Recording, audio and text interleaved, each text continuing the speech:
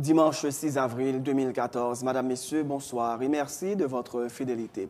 Bienvenue dans ce nouveau numéro de Pulsation Week-end. À la une de l'actualité, deux anciens commissaires du gouvernement, Maître Claudie Gasson et Maître Joseph Manès-Louis, tirent la sonnette d'alarme concernant la libération prochaine de dangereux criminels.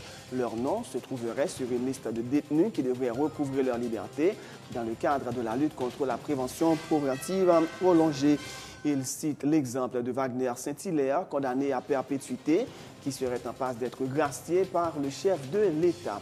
Il se demande si ces mesures n'auraient pas un lien avec l'organisation des prochaines élections. La démission du substitut commissaire du gouvernement de Port-au-Prince, Maître Gérald Norguès, après avoir libéré de la prison civile de Pétionville, Marie-Kaïsa Mazil-Eteyar, ne l'exempte pas de poursuites judiciaires. C'est en tout cas l'avis de Maître Claudie Gasson qui dénonce le silence complice du commissaire du gouvernement AI de Port-au-Prince, Maître Kerson Darius-Charles, du ministre de la Justice et du Premier ministre Laurent Lamotte, qui est également président du CSPN. Madame Eteyar était en dépôt sur ordre du juge d'instruction, Jean-Sonel François, pour blanchiment des avoirs en provenance du trafic de la drogue et des actes d'enlèvement. La nomination du représentant d'Haïti à l'OEA, l'ambassadeur Julie Brutus, au poste de ministre des Affaires étrangères, les sceptiques, le coordonnateur général du GAR, Jean-Baptiste Azolin, quant au dénouement du dialogue entamé depuis janvier par la commission ad hoc mixte haïtiano-dominicaine. La dernière intervention de l'ambassadeur Brutus à l'OEA sur le dossier a été très critiquée par les organisations de droits humains qui lui reprochaient son manque d'engagement en faveur des ressortissants dominicains d'origine haïtienne devenus apatrides suite à l'arrêt 168-13 du tribunal suprême dominicain. À l'étranger, des manifestants pro-russes ont investi ce dimanche des bâtiments officiels à Donetsk, Kharkiv et Luhansk, trois villes de l'Est de l'Ukraine, bastion du président déchu Viktor Yanukovych, pour réclamer la tenue d'un référendum sur le rattachement de leur région à la Russie. Le Conseil de sécurité de l'ONU salue le courage des Afghans qui ont voté malgré les menaces et les intimidations des talibans et d'autres groupes terroristes. Ces élections représentent une autre étape majeure dans la prise en charge totale de la sécurité du pays par les Afghans eux-mêmes, alors que les États-Unis et leurs alliés rappellent leurs forces, indique pour sa part la Maison-Blanche. Grâce à deux pénaltys de leur capitaine Steven Gerrard, Liverpool s'est imposé 2-1 à West Ham. Les Reds reprennent la première place avec 2 points d'avance sur Chelsea et 4 sur Manchester City. Madame, Messieurs, restez branchés pour le développement de ces titres et de bien d'autres.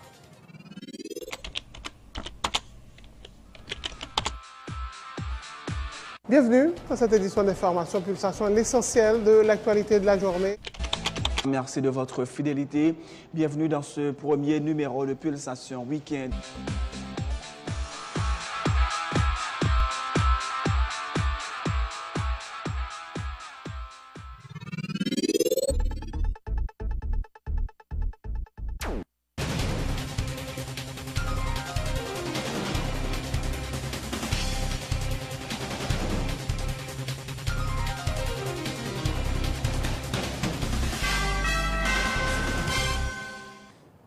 Chef, bienvenue dans le développement du journal. La nomination du représentant d'Haïti à l'OEA, l'ambassadeur Julie Brutus au poste de ministre des Affaires étrangères, les sceptiques, le coordonnateur général du groupe d'appui aux rapatriés et réfugiés haïtiens, Jean-Baptiste Azolin, quant au dénouement du dialogue entamé depuis le mois de janvier dernier par la commission ad hoc mixte haïtiano-dominicaine.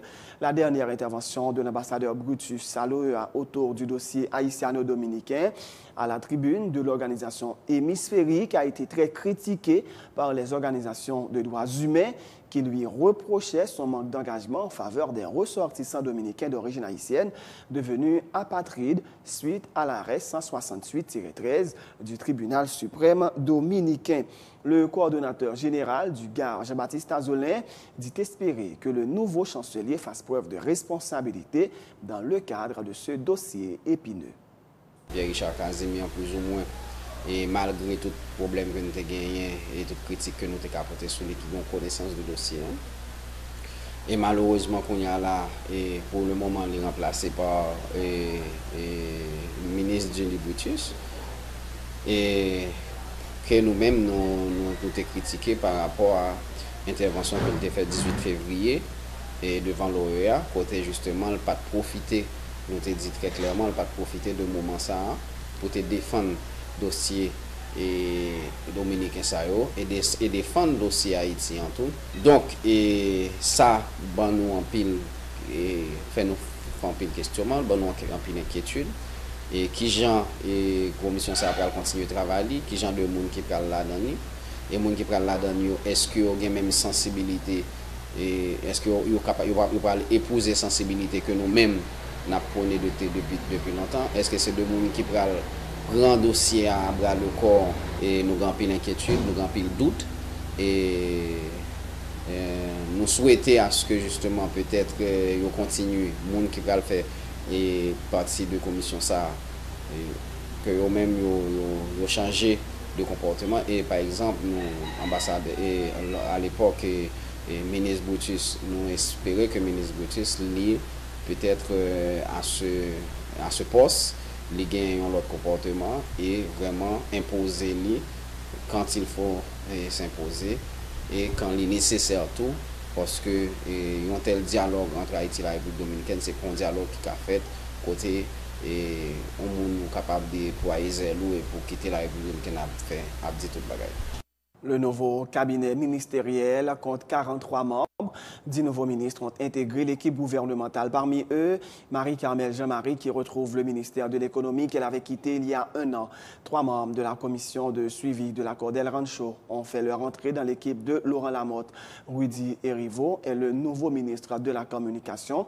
Imler Rébu est au ministère des Sports. Patrick Sully-Joseph hérite d'un poste nouvellement créé, celui du ministre délégué au renforcement des partis politiques. Suivez. Le nouveau cabinet ministériel a été constitué mercredi soir. Un gouvernement d'ouverture conformément au terme de l'accord d'El Rancho précise l'exécutif. Et c'est sur le réseau social Twitter que le Premier ministre Laurent Lamotte a annoncé la composition de son cabinet qui comporte 22 ministres et 20 secrétaires d'État. Le premier nom rendu public par le chef du gouvernement est celui de la nouvelle titulaire du ministère de l'Économie et des Finances, Marie-Carmel Jean-Marie. Elle retrouve le poste qu'elle avait quitté en avril 2013 à cause du manque de solidarité de l'équipe gouvernementale de l'époque, écrivait-elle dans sa lettre de démission. Elle remplace le professeur Wilson Lalo qui l'avait d'ailleurs succédé. Quant à l'ancien vice-recteur à la recherche à l'UEH, il va désormais se consacrer au ministère du Commerce qu'il n'avait pas quitté quand il a été muté au ministère de l'Économie. Le poste de chancelier a été confié à l'ambassadeur Julie Brutus qui occupait jusque-là le siège du représentant d'Haïti à l'OEA. La dernière intervention du diplomate autour du dossier relatif à l'arrêt 168-13 du tribunal suprême dominicain a été très critiquée par des organisations de droits humains qui estimaient que M. Brutus n'avait pas bien défendu la cause haïtienne. Il remplace Pierre-Richard Casimir qui aura passé 20 mois à ce poste. Autre nouveau venu du gouvernement, l'économiste Nesmi Maniga qui prend la place de Vanner Pierre au ministère de l'Éducation nationale. L'ancien colonel Imler Rébu, désormais titulaire du MJSAC en remplacement de Magali Racine, ou encore le docteur Rudy Erivo qui succède à Josette Dargus, qui assurait l'intérim au ministère de la Communication tout en étant ministre de la Culture. Cette dernière a d'ailleurs perdu ses 2 portefeuilles puisque la culture est désormais confiée à une nouvelle venue en la personne de Monique Roncourt. Même sort pour Pierre-Richard Casimir qui, en plus du MAE, a aussi perdu le MAF au profit de François-Guillaume II. Au ministère de la Défense, le nerf Renault succède à l'ancien sénateur Rodolphe Joisil.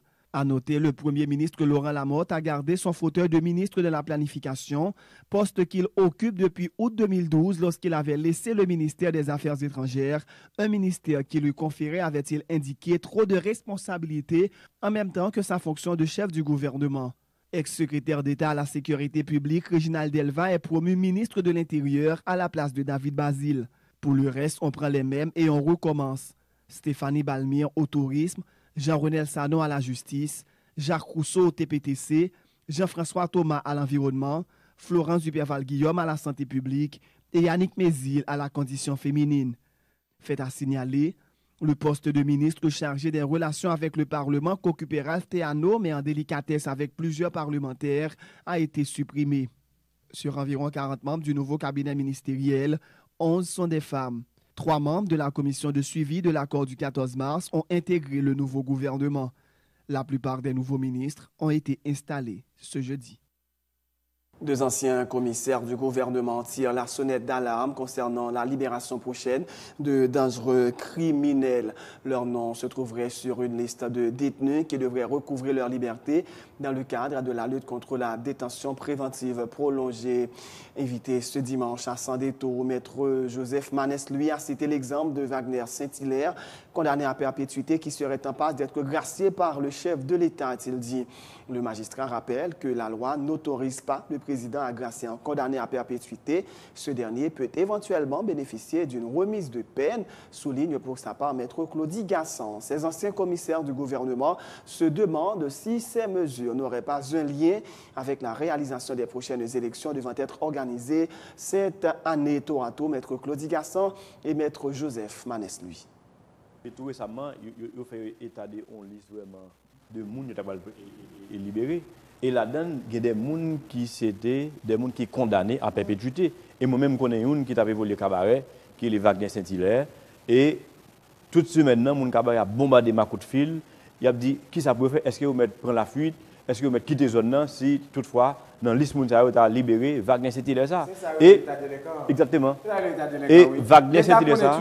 L'État connaît très bien les criminels. Voilà. La police a arrêté. Et la justice arrive et condamne, qu'on y a la météo dehors à force pour être. Sous la base. Parce que pour ça, il y a des travail qu'on n'a pas besoin de faire. Sous la base que Mounsa est là en détention pour être prolongé, alors qu'il y a un jugement. Il y a un jugement. Non, je ne parle pas trop fort. Je ne parle pas trop fort. Je ne parle pas trop fort. Le président de la République, il connaît très bien comment il y a grâce au monde.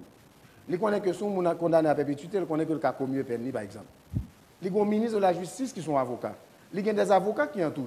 S'il prend des décisions, il a libéré des criminels comme ça, pour quelle raison, pour quel motif? Alors qu'il y a des malheureux qui sont dedans. Et il a demandé est-ce que ça saute la perspective et l'élection qu'on fait surtout, parce qu'il y a un pile qui utilise les bandits pour gagner l'élection. Pour quelle raison prendre des bandits, que la justice dit ces bandits? La police a arrêté. C'est très difficile lorsque la police mène un combat ça. Pour le jeune juge condamner M. Bright, pour lui, la justice reconnaît qu'effectivement la police fait un bon travail, que des éléments, des preuves ont été rapportés. Ils ont condamné mon nom. Voilà que le gouvernement a décidé que la libérer sous prétexte de détention. Il n'est pas dans détention préventive. Il va être son condamné à perpétuité. Qu'il bouge peine. Son grand bagage qu'a fait pour lui, oui. Est-ce que les conditions sanitaires en dans prison à respecter? Sous besoin de faire bagage pour lui. Et l'autre voie qui est ouverte, sur voie légale, c'est d'accord, gracier. Mais il y a des conditions pour gracier tout. Imaginez qu'il y a gracier des gens qui ne sont pas même condamnés.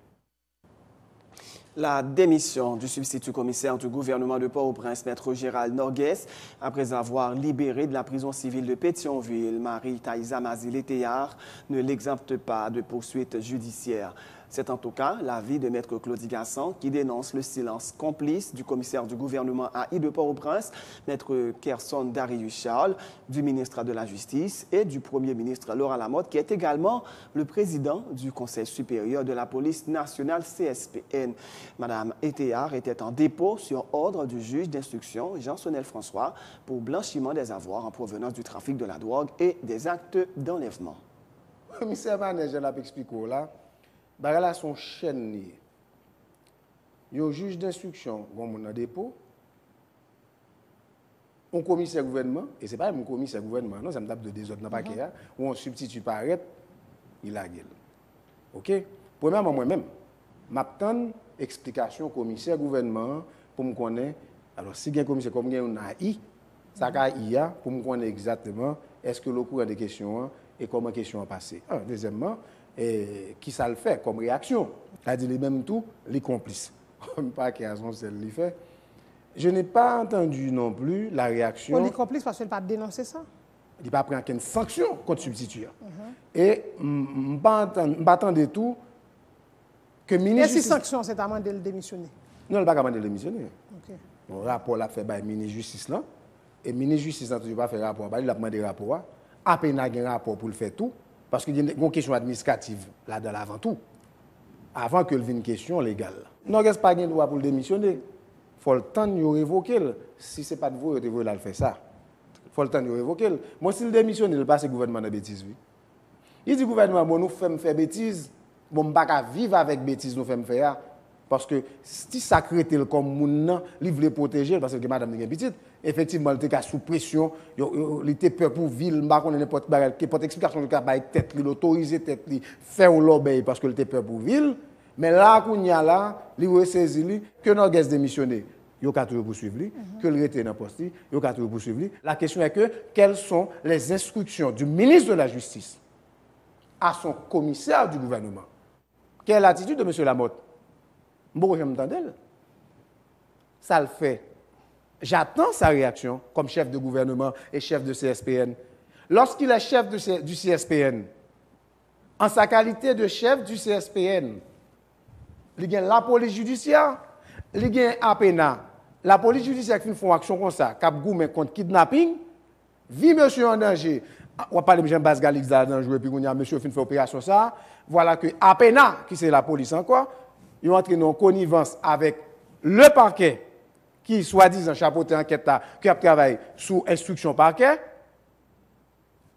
Le Premier ministre, maintenant, qui en est, et puis, ils ont tous mis ensemble, il a fait des autres là. Comment comprendre si M. DCPJ au campé qu'on y a là? Participant lui aussi à Sans détour, Maître Joseph Manès, lui, qui a également dirigé le parquet de Port-au-Prince, affirme que les victimes du gang Galil peuvent poursuivre l'État haïtien pour avoir facilité l'évasion de Mme Eteyard, dont le mari, Sonson Familia, est le chef présumé de la bande. On ne saurait laisser le soin à Maître Norguès de démissionner, a-t-il dit, soulignant que ce dossier est très embarrassant pour le gouvernement qui prône l'État de droit. Et je pense que son dossier qui est très, très embarrassant pour le pouvoir. Parce que l'on a parlé d'État de droit, mais c'est l'État soumis au droit.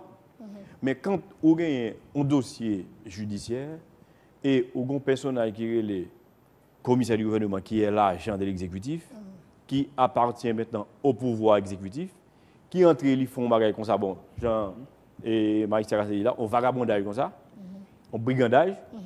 Donc, quand il y a là, c'est très embarrassant pour le pouvoir. Et les gens qui sont victimes, et ni des questions de kidnapping là, et ni des questions d'évasion, ils ont même tout, ils ont une action à faire contre l'État en réparation.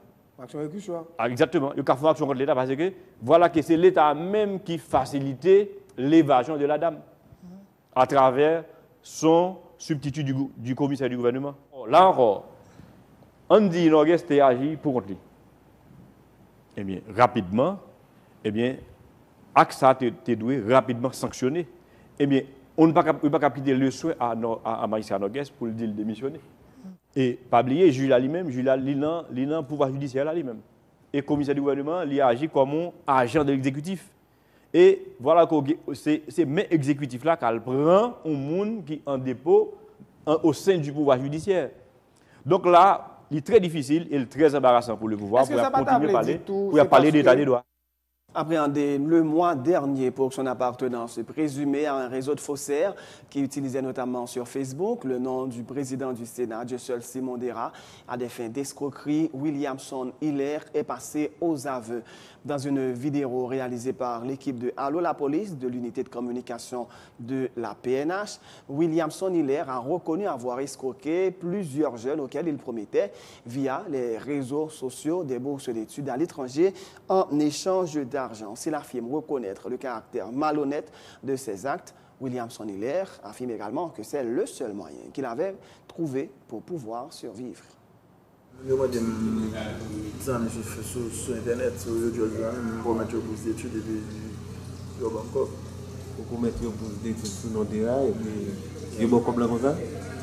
Ok. Combien comme pour combien comme bail bourses d'études ça? Quel soit comme on a gagné $1,000, $2,000 américains, $3,000 américains. Combien comme vous faites dernier pour faire combien comme vous faites en tout? En tout. On peut faire $5,000 américains. Dernier pour faire, on peut faire $5,000 américains. C'est combien qu'on garde tout. C'est combien qu'on garde en école jeune comme là. Comment vous pouvez comme là pour là? Pas moi un transfert. Vous pouvez comme là pour vous servir. Sous nom comme ça. Sous nom avec sous nom plusieurs mondes.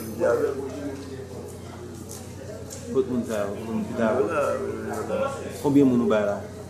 Près de 8. Le sénateur de la parlé dans la radio, il dit que... On a des sénateurs de chaque jour. Pas de sénateur de la si c'est comme si pendant ma fait là, je suis fanatique sénateur de la tout. Et qui remords avez dit? Pas aucun remords. Seulement quand on me dit, j'utilise un bail pour me faire corps, bavel, me vivre. Et puis je dis, je vais payer ça me faire parce que bon, c'est pour d'avancer.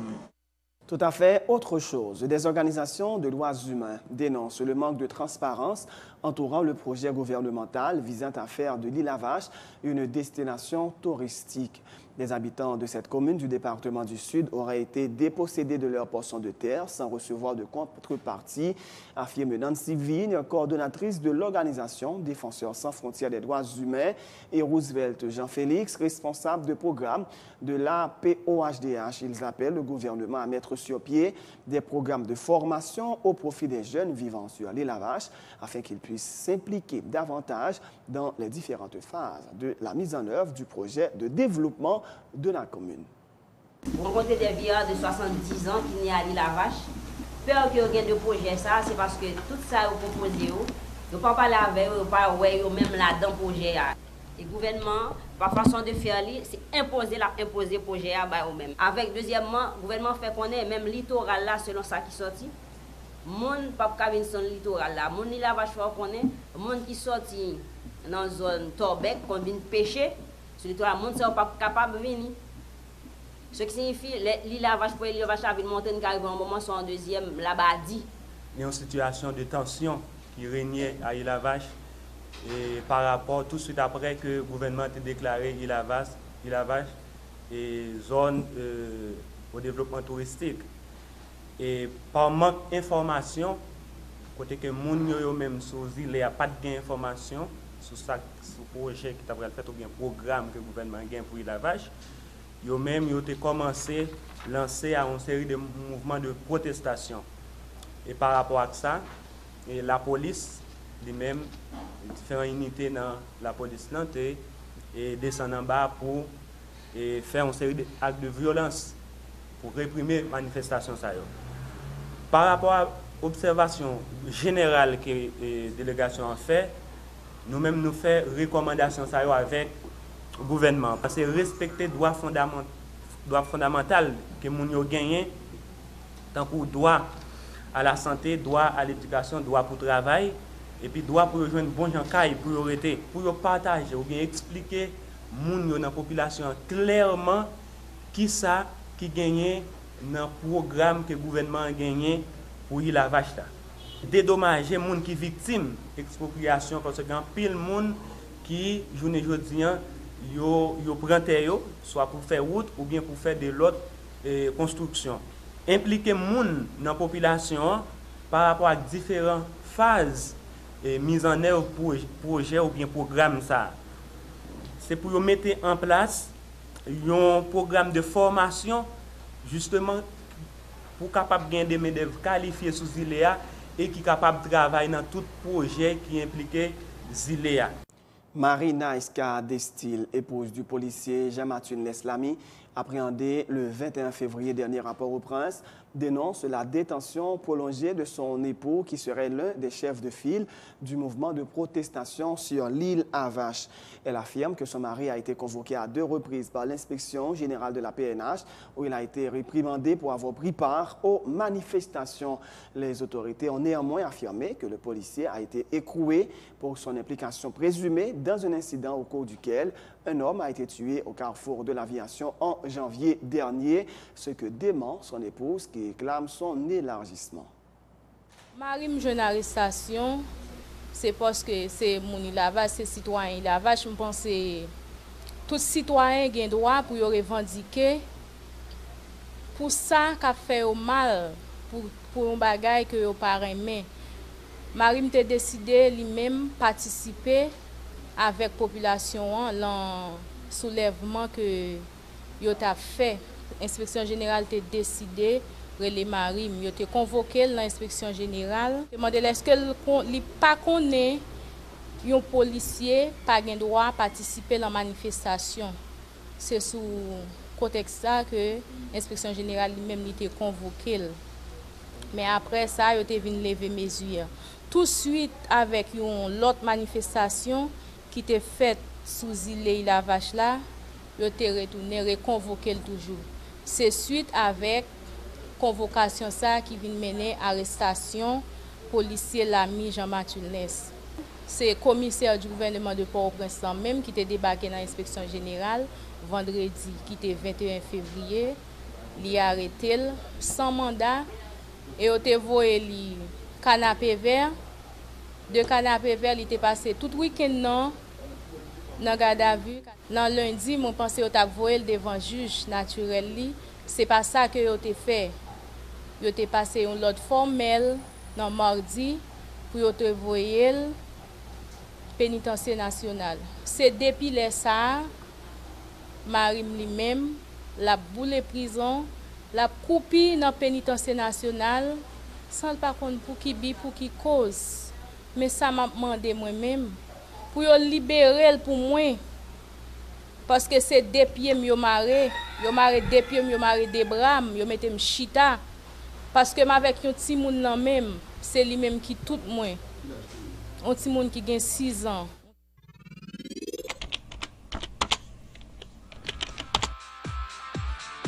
Bienvenue à cette édition d'Information Pulsation, l'essentiel de l'actualité de la journée.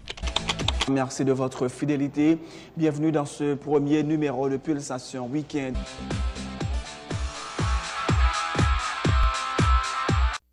C'est la fin de ce journal, mais juste avant de vous laisser, voici un rappel des titres.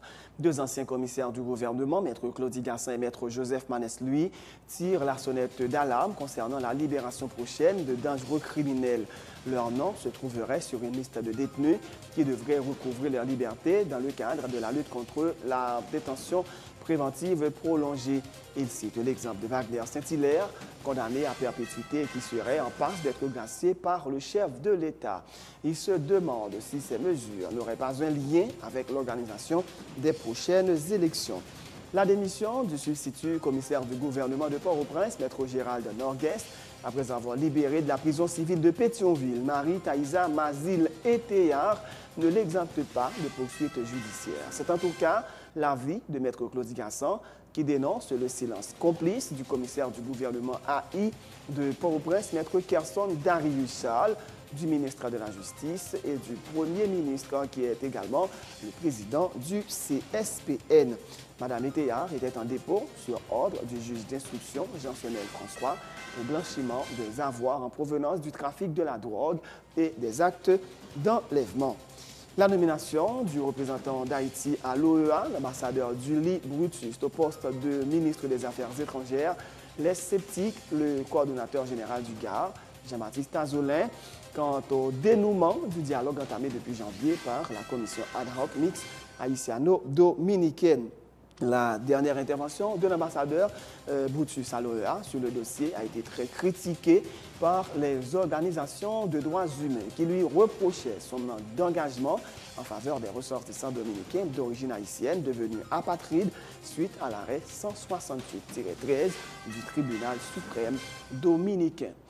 Des manifestants pro-russes sont investis ce dimanche des bâtiments officiels à Donetsk, Kharkiv et Luhansk, 3 villes de l'Est de l'Ukraine, bastion du président déchu Viktor Yanukovych, pour réclamer la tenue d'un référendum sur le rattachement de leur région à la Russie.